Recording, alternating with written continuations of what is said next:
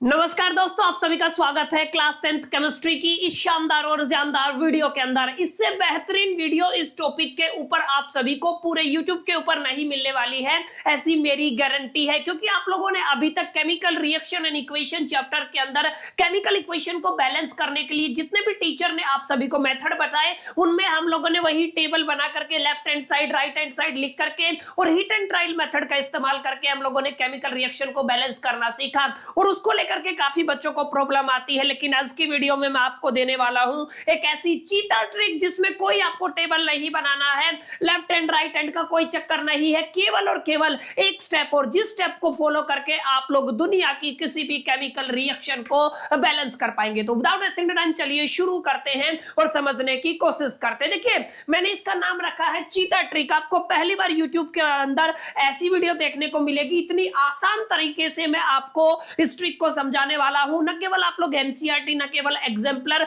बल्कि अगर आप लोग कोई रेफरेंस किताब भी फॉलो करते हैं ना, इवन अगर आप लोग 11th 12th की केमिस्ट्री की किताबें उठा करके देखेंगे तो आप लोग easily with in the second आप लोग केमिकल रिएक्शन को बैलेंस कर पाएंगे। बस इसके लिए शर्त एक ही है, जो ट्रिक मैं आपको समझाने वाला हूं केवल एक स्टेप समझाऊंगा, उसको आपको अंडरस्टैंड करना है। वो वाली स्टेप अगर आप लोग समझ गए तो बार बार उसी का इंप्लीमेंटेशन है और आपकी केमिकल रिएक्शन बैलेंस हो जाएगी। तो कौन सी और ट्रिक देखिए, ये वाली आपकी ट्रिक है। आपको कोई भी केमिकल रिएक्शन को सिर्फ और सिर्फ देखना है, देख करके उसको कैसे बैलेंस करना है। देखिए, बैलेंस करने का मतलब सीधा सा है, आपको एक रिएक्टेंट साइड होती है, एक प्रोडक्ट साइड होती है। जैसे अगर ये वाली जो साइड है, इसको हम लोग क्या कहते हैं, इसको हम लोग रिएक्टेंट साइड कहते हैं, और इस साइड को हम लोग क्या कहते हैं, स्पेसिफिकली प्रोडक्ट वाली साइड कहते हैं। अब आपको क्या करना है, इधर भी कुछ एलिमेंट है, सेम एलिमेंट आपको प्रोडक्ट के अंदर भी मिलेगा, सेम एलिमेंट अगर इधर है तो सेम एलिमेंट आपको प्रोडक्ट के अंदर मिलेगा। आपको सिंपल तरीका ये करना है, नंबर ऑफ एटम्स को बैलेंस करना है। ध्यान से समझिए मेरी बात, मैंने क्या बताया, हमें क्या बैलेंस करना है,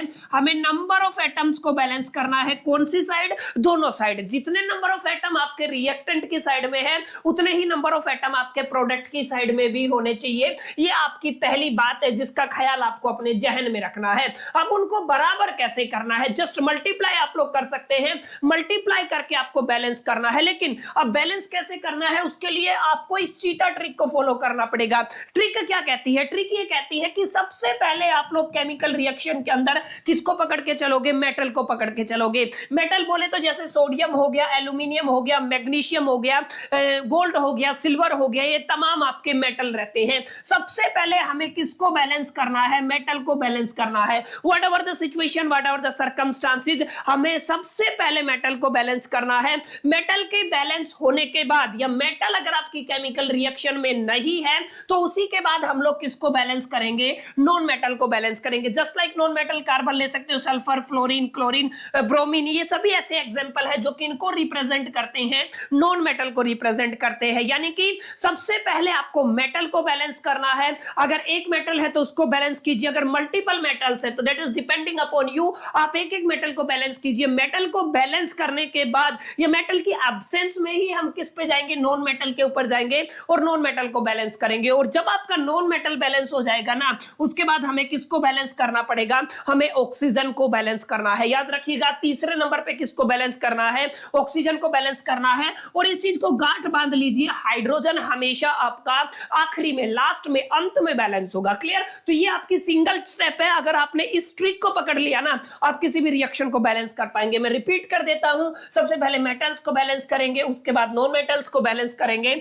और उसके बाद ऑक्सीजन को बैलेंस करेंगे, और उसके बाद हाइड्रोजन को बैलेंस करेंगे। जितने एटम आपके रिएक्टेंट साइड में है उतने ही प्रोडक्ट साइड में भी होने चाहिए। जितने आपके एटम्स लेफ्ट हैंड साइड में है उतने किस साइड में होने चाहिए, आपके राइट हैंड साइड में होने चाहिए। जैसे एक एग्जांपल है, यहाँ पे मैग्नीशियम ने रिएक्ट किया है ऑक्सीजन के साथ और क्या बना दिया, मैग्नीशियम ऑक्साइड। अब आपको ध्यान क्या करना है, आपको ध्यान ये करना है कि एग्जैक्टली इस रिएक्शन के दरमियान सबसे पहले मेटल कौन है। अगर आप लोग ध्यान से देखेंगे तो मैग्नीशियम आपका मेटल है, तो सबसे पहले किसको बैलेंस किया जाएगा, कम ऑन, किसको बैलेंस किया जाएगा, मेटल को बैलेंस किया जाएगा। तो मेटल का नंबर ऑफ एटम इधर लेफ्ट साइड में भी एक है और राइट साइड में भी एक है, लेफ्ट में भी एक, राइट में भी एक, लेफ्ट में भी एक, राइट में भी एक। इसका मतलब क्या है, ये तो ऑलरेडी बैलेंस है। तो हमारी पहली स्टेप लगी कि नहीं लगी, मेटल बैलेंस होने के बाद हमें आगे बढ़ना है। अब किसके ऊपर जाना है, नॉन मेटल के ऊपर। नॉन मेटल नहीं है, नॉन मेटल के बाद हमें किसको बैलेंस करना होता है, ऑक्सीजन को। तो अब हमें किसको बैलेंस करना है, ऑक्सीजन को। अगर आप लोग इधर देखेंगे, ऑक्सीजन ऑक्सीजन के 2 एटम है, इधर देखेंगे तो आपका कितना एटम है,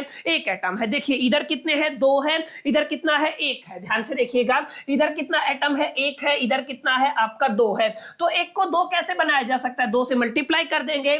इसका मतलब इस रिएक्शन को मैं ऐसे लिख सकता हूं, Mg ने जब O2 के साथ रिएक्ट किया, हमने 2 से मल्टीप्लाई कर दिया, तो क्या बन गया आपका मैग्नीशियम ऑक्साइड। अब इसका मतलब क्या है, आपकी ऑक्सीजन तो बैलेंस हो गई है, लेकिन ये 2 किसके साथ भी आ गया, मैग्नीशियम के साथ भी आ गया। हमारा मेटल डिस्टर्ब हो गया है, यानी कि हमारे मैग्नीशियम के कितने एटम बन गए, यहाँ पे 2। तो अब यहाँ पे 1 एटम है, तो इसको कितने से मल्टीप्लाई करने पड़ेगा, 2 से मल्टीप्लाई करना पड़ेगा। एक बार चेक कर लीजिए, आपकी रिएक्शन बैलेंस हो चुकी है।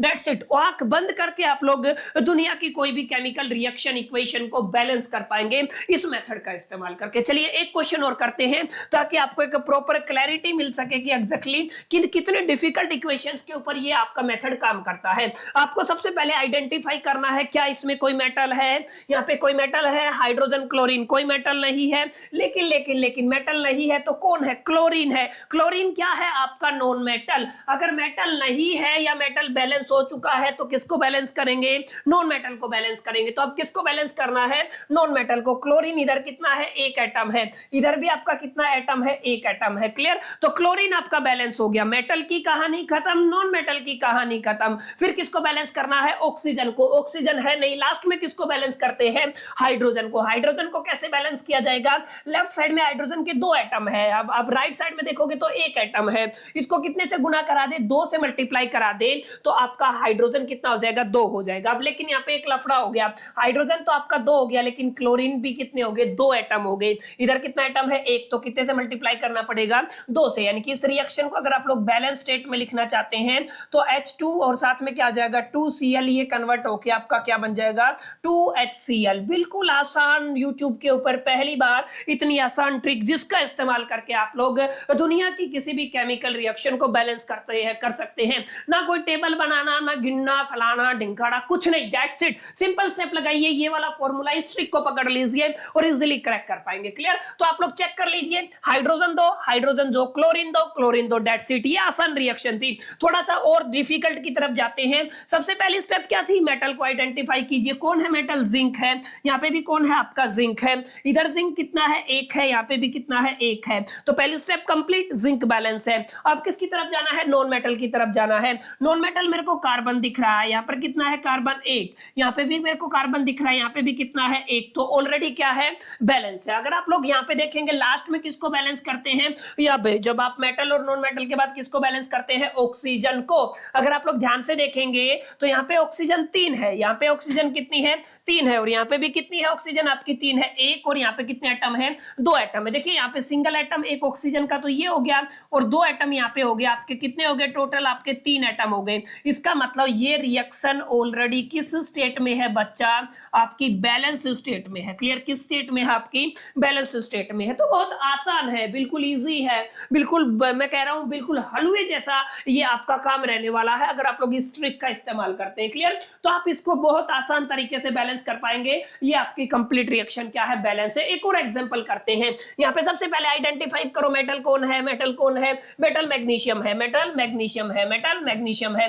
लेफ्ट में कितना है, 1 एटम, राइट में कितना है, 1 एटम, ऑलरेडी बैलेंस है। मैग्नीशियम बैलेंस है, तो अब देखो कोई और मेटल तो नहीं है, नहीं कोई और मेटल नहीं है, तो नॉन मेटल पकड़ो। अब नॉन मेटल क्या है आपका, यहाँ पे क्लोरीन है, क्लोरीन का एटम कितना है, 1, यहाँ पे कितना है, 2, यहाँ पे कितना है, 1, यहाँ पे कितना है, 2। तो इसको 2 से मल्टीप्लाई कर देंगे, यानी कि हम लोग क्या कह सकते हैं, Mg, और इसको कितने से मल्टीप्लाई कर देंगे, 2HCl हो जाएगा। आपके पास क्या बन गया, MgCl2 प्लस में क्या बन गया आपका, H2 बन गया। अब एक बार दोबारा से देखिए, मैग्नीशियम के कितने एटम, 1 एटम, यहाँ पे भी मैग्नीशियम का 1 एटम। नॉन मेटल के अंदर क्लोरीन के कितने एटम, 2 एटम, यहाँ पे भी क्लोरीन के कितने एटम, 2 एटम। हाइड्रोजन के कितने एटम, लास्ट में आपका हाइड्रोजन बैलेंस होता है 2 एटम, और यहाँ पे भी हाइड्रोजन का कितना एटम है, 2 एटम। इसका मतलब ये किस स्टेट में है बच्चा, ये आपकी बैलेंस स्टेट में आ गई है ये रिएक्शन। तो ऐसे बहुत आसान तरीके से इजीली ऐसे बना सकते हैं। क्लियर। तो आई होप कि आपको समझ में आया होगा। अब यहाँ पे देखिए, अगर यहाँ पे मैं बात करूं तो यहाँ पे मेटल नहीं है। नॉन मेटल कौन है, बेरियम है, क्लोरीन है, सल्फर है, 3 नॉन मेटल है। तो पहले किसको बैलेंस करें, बेरियम को बैलेंस करें। बेरियम 1 है, यहाँ पे कितना है, 1 है, ऑलरेडी बैलेंस है। अगर मैं सल्फर की बात करूं, सल्फर 1 है, यहाँ पे भी सल्फर 1 है, ऑलरेडी बैलेंस है। क्लोरीन की बात करते हैं, यहाँ पे क्लोरीन कितने एटम है, 2 एटम है, यहाँ पे क्लोरीन का 1 एटम है तो 2 से मल्टीप्लाई कर दो, क्लोरीन बैलेंस हो जाएगा। ओके, यहाँ पे क्लोरीन 2, यहाँ पे क्लोरीन 2 बैलेंस हो गया। अब हमें किसको करना है, अब हमें ऑक्सीजन को बैलेंस करना है। ऑक्सीजन के एटम कितने हैं, 4, यहाँ पे भी कितने हैं, 4, डेट्स इट, ऑक्सीजन भी बैलेंस है। अब हाइड्रोजन की बारी है, हाइड्रोजन के कितने एटम है, 2, और यहाँ पे भी कितने हैं, 2, इसका मतलब ये होगी कंप्लीट बैलेंस। यानी कि इस रिएक्शन को कैसे बैलेंस किया जा सकता है, BaCl2 प्लस में H2SO4, और अगर हम इसको बैलेंस स्टेट में लिखें तो क्या लिखेंगे, BaSO4 और प्लस में क्या आ जाएगा आपका 2HCl। तो ये हो गई है बच्चा बैलेंस। दुनिया की कोई भी रिएक्शन उठा लाओ, कितनी भी डिफिकल्ट उठा लाओ, कितने भी रिएक्टेंट, कितने भी प्रोडक्ट वाली रिएक्शन उठा लाओ, इस टेक्निक से बाहर आपको कोई भी रिएक्शन देखने को नहीं मिलेगी। बिल्कुल आसान तरीके से बच्चा इसको क्या कर पाएंगे, आप लोग बैलेंस कर पाएंगे। थोड़ा सा और डिफिकल्ट लेके चलते, देखिए यहाँ पे रिएक्शन है, सोडियम हाइड्रोक्साइड सल्फ्यूरिक एसिड के साथ रिएक्ट करता है, सोडियम सल्फेट प्लस में वाटर बन जाता है। अब फोकस क्या करना है, मेटल मेटल मेटल मेटल आपका सोडियम है, यहाँ पे भी कितना है, सोडियम है। मेटल मेटल मेटल मतलब आपका सोडियम इधर 2 इधर 1, सॉरी इधर 2 इधर 1, इधर 2 इधर 1, तो 2 से मल्टीप्लाई करना पड़ेगा। मैंने सोडियम को 2 से मल्टीप्लाई कर दिया, सोडियम हाइड्रोक्साइड सल्फ्यूरिक एसिड के साथ रिएक्ट किया, सोडियम सल्फेट बना दिया, प्लस में क्या बना दिया, आपका वाटर बना दिया। पहली स्टेप में हमने सोडियम को बैलेंस कर दिया। दूसरी स्टेप में मेटल बैलेंस है तो नॉन मेटल को बैलेंस करो। अब यहाँ पे मेरे को कौन नॉन मेटल दिखा, सल्फर, सल्फर का 1 एटम इधर है, सल्फर का 1 एटम इधर है, ऑलरेडी बैलेंस। सल्फर का 1 एटम इधर, 1 एटम इधर, क्या हो गया, बैलेंस हो गया। आपका देखिए सोडियम भी बैलेंस हो गया, सल्फर भी बैलेंस हो गया। अब बारी आती है ऑक्सीजन की। अगर आप लोग ध्यान से देखेंगे ऑक्सीजन के 2 एटम तो ये रहे, और अगर आप लोग यहाँ पे देखेंगे 4 एटम ये रहे, यानी कि ऑक्सीजन के कितने एटम हो गए, 2 + 4 कितने हो गए, 6। अब इधर देखिए यहाँ पे ऑक्सीजन के कितने एटम है, यहाँ पे 4 एटम है, ऑक्सीजन के कितने एटम है, आपके 4 एटम है। क्लियर है। अब यहाँ पे हमें क्या करना पड़ेगा, यहाँ पे इसको 2 से अगर मैं मल्टीप्लाई कर दूं तो हाइड्रोजन के कितने, ऑक्सीजन के कितने एटम हो गए, 2, 4 + 2 कितना हो गया, 6, ऑलरेडी बैलेंस। और हाइड्रोजन के अगर आप लोग देखेंगे तो यहाँ पे कितने हैं, 2 और 1 3, यहाँ पे होगा डिस्टर्बेंस। क्लियर, यहाँ पे क्या होगा,